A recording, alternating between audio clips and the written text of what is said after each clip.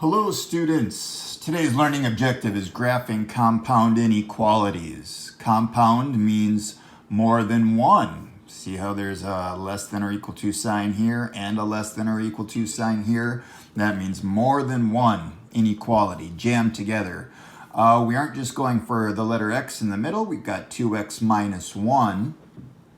So it's not the easiest ones. So let's get started. This is the example here. And to start, we want to get this x by itself. So we want to get rid of this minus 1 first, and then this times 2 by doing its inverse or opposite.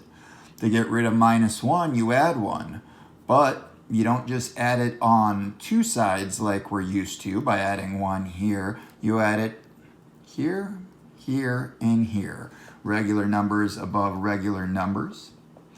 Negative 3 plus 1 is negative 2. The minus 1 and plus 1 go away. And the 5 plus 1 is 6. So we added 1 to get rid of this minus 1. That gives us this much of a problem left. We'll be able to graph it if we just get rid of times 2 by doing its opposite, dividing by 2.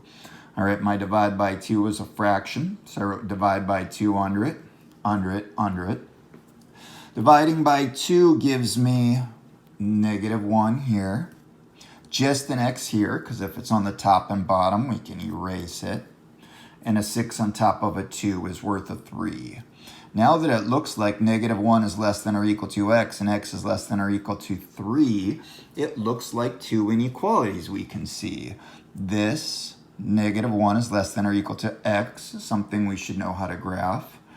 And x is less than or equal to 3 is something we should know how to graph. You can see right here, this looks the same, and right here, this looks the same. So it's just two things to graph on the same number line. It's got a negative 1 and it's got positive 3, so I want to make sure my number line have those numbers and circles on them.